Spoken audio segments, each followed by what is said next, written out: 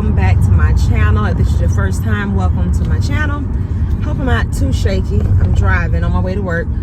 I am Verkosha, and I'm here to do my coronavirus experience. It's kind of a long story, but I'm gonna try to make it short and sweet, but we'll see how it goes because I want to get this updated. I don't want to do any editing. I just want to record and upload it and let y'all know what happened. Okay, so as you already know, when I returned right after I had baby VJ is when the corona made it over here, around January, I believe, when it came. Like we had the first case or so. I know it's after baby VJ. Maybe we hadn't had our first case here in the U.S. yet, but after I had baby VJ and I was home, I know we shut down during spring break. Well, I returned to work in April. So spring break was in March for us, but April is when I returned to work. And when I returned to work, I initially returned to work as a screener. So basically, when you get to a doctor's office or anything like that, the first person you see that when you come across that ask you those questions, have you traveled, have you had a fever, all that kind of stuff, that's what I was doing. And then after that, because we were still shut down, basically, I think we were at phase 1 still, but I'm an essential worker. I work at the health department. I went from that to screening from one site to a different site in a town called Haines City. So I was screening in Haines City, and then slowly I went into the clinic. They opened up, I think, phase 2 or whatever. But we were seeing like emergencies and extractions. So I don't think we were doing any fillings at that time. But every time, each phase of opening up, they allow certain things and allow more people and all this stuff or whatnot. Well, I started working in the clinic, and I was nervous working in the clinic with patients, doing not everything. I didn't mind doing, I felt okay doing exams, x-rays, seeing emergencies, stuff like that, but I didn't feel comfortable with doing anything that consists of aerosols as in I have to use a suction. So I didn't want to do any fillings, extractions. I was okay as long as it wasn't a surgical extraction or something messy, that it was a simple extraction basically. They had a shortage on supplies and trying to get it. So basically we weren't seeing that many patients, but we had enough supplies to go on to see the patients that we were seeing. Whatnot. After seeing the patients, I'm gonna try to stop saying y'all. After seeing the patients for different treatment or fillings or whatnot, the numbers start going up. No, the numbers were really up still. They were up.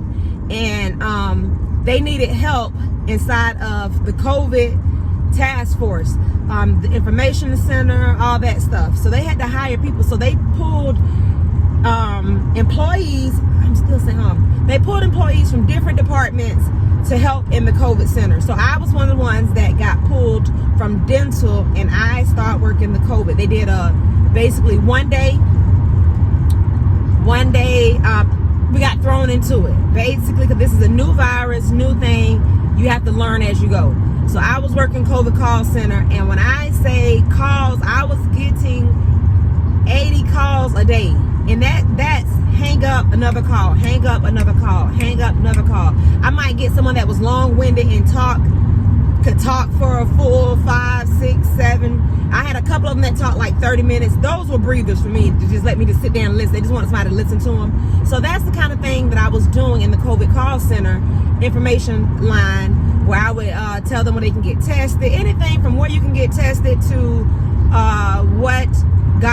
following the CDC guidelines. If you want to make a complaint, give you the numbers, the website you can go on to call to make a complaint about a business, anything like that. So after that, they hired enough staff, so I got put back into dental, seeing patients. So I was seeing patients back in dental. In that time frame, while I was doing the COVID call center, our office, different places like might have a case, they have to shut down or whatever. There was a scare at one of the clinics. Someone got sick. They didn't tell who it was. They couldn't disclose that because of HIPAA violations or whatnot.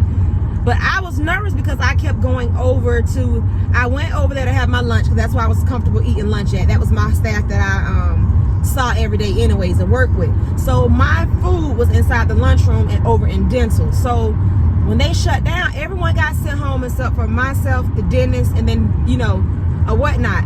I still was nervous, but I just watched my symptoms and whatnot. I never had any symptoms around that time, so I was comfortable. Everyone came back to work. I only thought it was one person that tested positive, so I wasn't sure or whatnot. And it's almost like you can't be certain on where if you did test positive for COVID. It's unless you don't go anywhere at all and only one person comes see you, or you only see one person. That's the only way you probably can track it down definitely to know exactly where you got it from. So I'm back in clinic, out of the call center, and it was a Monday. That Monday, I started feeling tired, very tired that Monday, and I had a slight headache, like partial of the day, Monday. Tuesday come around, I had a headache. I don't have headaches every day. I don't have headaches. I don't have migraines. I don't experience that. If I have a headache, it's something like I'm tired or, you know, something is wrong. So that second day, that Tuesday, I was so exhausted and tired, and I had a headache all day. And I kept telling them, if I feel like I feel today, which I didn't have symptoms as in a cold symptom, I just felt tired and I had a headache. I told them, if I feel like I feel today, I'm not coming to work tomorrow. So that was Tuesday. Wednesday morning, I woke up, I called, I was like, I'm not going to work. I do not feel good. I have a headache. I've had a headache now for 2 days now, and that is unusual for me. So I stayed home just to see how I was going to feel or whatnot. Then I started to notice I was sneezing and my throat started to feel funny. And I'm thinking, what's going on? By the end of that day, I had to start coughing. Wednesday, I started coughing. I felt feverish, but I didn't have a thermometer, or the thermometer, did I buy a thermometer? I bought a thermometer, but no, I took my temperature at work Tuesday, and that laser thing, it wasn't working because I know I felt feverish. I didn't think it was a high grade fever, but I felt feverish. I'm never hot at work. I was hot. I am always cold. I'm anemic. I just found out recently that I'm severe anemic. My saturation level was a level 4. That's how severe anemic I am. So that's why I'm getting the iron infusions. Anyways, that laser temperature thing was not accurate or whatever. But anyways, that Wednesday I felt feverish. I felt hot. I started coughing, and it wasn't a bad cough, but I coughed and I was getting nervous because I felt like a pressure on my chest. And I'm thinking, Lord, I hope nothing is wrong. I'm pregnant. People didn't know I was pregnant at that time. Like, my work knew I was pregnant. Very select people, my immediate family knew. They had just found out I was pregnant. But outsiders didn't know I was pregnant at that time. So, anyways, I'm having these symptoms. The baby got sick. He was coughing. That Wednesday, baby VJ was coughing. Cece came home from volleyball practice saying her throat was hurting, but she was thinking that her throat was hurting because of volleyball practice with all the screaming. Bird said that her throat felt funny. Bird started coughing. And I'm like, oh my God, what is going on? Kiki had symptoms like if she was getting sick, but she never complained. But see, Kiki has asthma. So I'm very cautious with Kiki. And that's one of the reasons why I was so scared and having anxiety with this coronavirus. Because I know if you have breathing issues already, it could be bad for you. Breathing issues, diabetics, any other underlying conditions, a lot of times it don't work out that way. So I was nervous because my mom is asthmatic as an adult. Kiki is asthmatic. Then I have baby VJ at the house. Those are the three that I was severely nervous about. And then I'm pregnant. I'm pregnant. So I didn't know what to think. Thursday morning, I told my supervisor, the way I'm feeling, I'm going to get tested in the morning. So I went ahead, woke up Thursday, called, made an appointment first thing in the morning for all of us to go get tested. Everyone went and got tested except for my oldest daughter, Kaya. And it was just us. Everybody but Kaya went and got tested, and Bay didn't go get tested. So By the time we were on our way to the site to go get tested, as we were going, my throat was going in and out. I'm coughing, and then my nose was never running, but I felt stuffy. I felt pressure right here, and I had a headache out this world. I had my sunglasses on, I had a headache. So by the time we make it to the testing site, they did a throat swab. They swabbed the back of your throat. It's a PCR testing we had done where it can take up 3 to 5 days to get your results back. And this was leading up until Labor Day week, that weekend of Labor Day. So this happened that Thursday before Labor Day, was that Monday. So we go get tested. By the time we leave the testing site, I was like, I'm thinking inside my head, I don't think I can smell or taste. Like, I don't think I can smell. So I stopped to the Wawa's, and I had to get gas. So I have my mask on, I have my sanitizer and whatnot, pump my gas, and I get a Oreo Blizzard, like a Blizzard smoothie Blizzard. When I get the Oreo Blizzard, I bought that just to see if I can taste it or not. I didn't want it. I just wanted to see if I can taste it. When I got it and I sipped it, I could not taste it. And I was like, oh my God, y'all, I can't taste. But one thing that happened before my taste went, I remember my nose burning like crazy. My kids thought I was crazy. I kept saying, my nose is burning. And they were like, what you mean? I said, you know how when you turn the heater on, if it's cold, and you put the heater on and your nose burn? And I kept doing like this because my nose is really, really small. But my nose was burning like hell. My kids thought I was weird because I'm telling them my nose is burning. That's when after that is when I noticed that my sense of smell and taste went away. We go home, we're quarantined, not going anywhere. Everything we have food at the house, we got drinks at the house, we don't have to go anywhere. So Friday come around, I still feel awful. I just told them I'm not coming back. Well, I was getting tested, and they knew I wasn't going to return to work until I got my results because I was feeling sick. Saturday come, still feel bad. I would just have a headache. I just feel miserable. I was miserable because I couldn't take anything. I was able to give the girls Tylenol. Give them cold medicine or anything, medicine to make them feel good for their symptoms, but I couldn't take anything. They told me to take Benadryl and Tylenol, all I could take. So I start itching all over my hands, my feet start breaking out. I had hives, almost like the symptoms that the babies were having when they were testing positive. I kept having hives on the inside of my hands, my feet, but my body was itching all over. I was having like an allergic reaction to I don't know what in the world. Couldn't taste anything, just miserable. Sunday come, phone rang bright and early.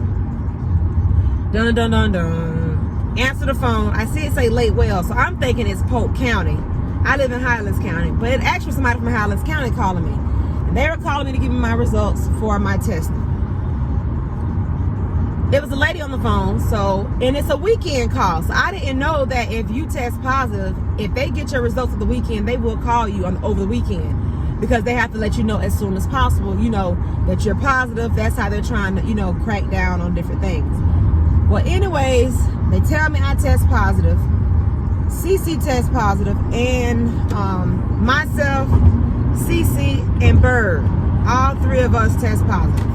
Kiki didn't test positive. The baby didn't test positive. And the baby didn't test positive. So I'm like, something's got to be wrong because the baby, which I had to fight him to open his mouth, he didn't test positive. I thought it was the weirdest thing in the world how he didn't test positive when he had all of the symptoms as well. Like, he was miserable, crying, coughing. I don't know if I have video. I might have video of him coughing, but I know I was coughing. That's before I found out. Yeah, before I found out I was coughing, because we sleep together, so I didn't understand how he was negative and we sleep together.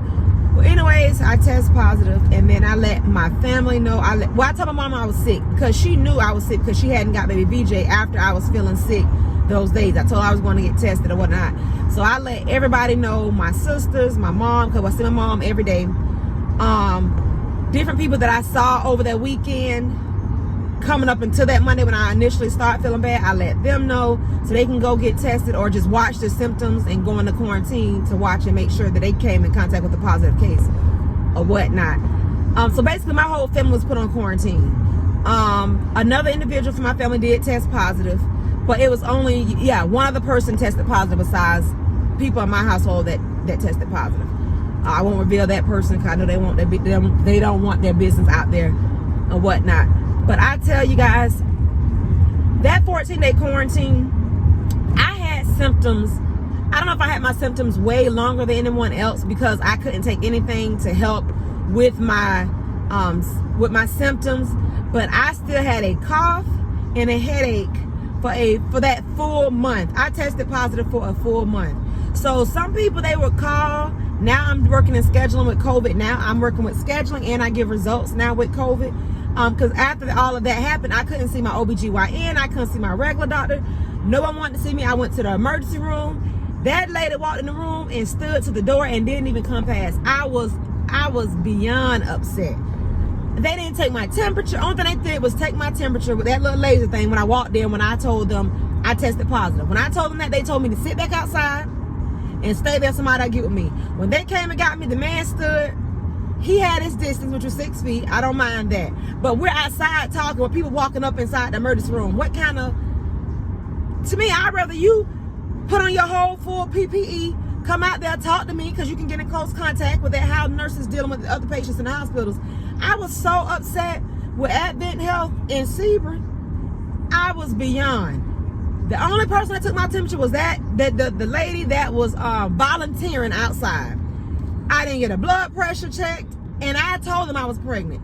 They didn't take a urine sample. They didn't take a blood. They knew I was positive. They didn't want no parts of me. And my symptoms that I was having, my symptoms were, I was having these hives and my lips were starting to swell. So I'm telling them, okay, I don't know what I'm having an allergic reaction to. I'm already coughing, so my breathing is not 100%. They didn't check my oxygen level. They didn't check squat. They told me there's nothing they can do, nothing I can have because I'm pregnant. They don't know if I really was pregnant or not because I was not showing at the time. I was so upset with Advent Health. I mean, I was beyond. I just kept saying, if I get a bill, I didn't sign no papers. They didn't verify that was me. They didn't look at my ID. Nobody touched me at all. Literally nobody touched me. She wanted to see my hives on my stomach, my legs, and my hands and feet. I showed it to her, showed her my lips. They let me go. Told me to take Benadryl. So I was on Benadryl and Tylenol for a full month and some. Basically over a month I was on Benadryl. I didn't go back to work until this all started, the weekend leading up until, so basically my symptoms started that Monday, which was the 30th, I think it was, either the 29th or the 30th, and they went until that was of August. So the full month of September, basically I was out. Yeah, from September 1st, I think I was out the full month of September. I didn't go back to work till October 12th. So I got one check was $9 or something. So I'm looking like I used my 80 hours, which time they gave you for COVID, but I didn't care. My thing was, that was the last thing on my mind, was worrying about a paycheck when I can potentially infect someone else and they end up dying. That was one of my fears, was I didn't want to have contact with anyone and find out they contracted COVID and they died. That was on my mind.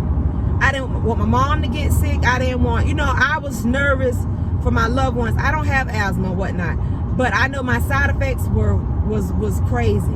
And then I was going back to work. I went and had a COVID test done with CVS, the nose swab, but they don't tell you that you're doing your own nose swab. So who knows if you go up high enough or get a good sample.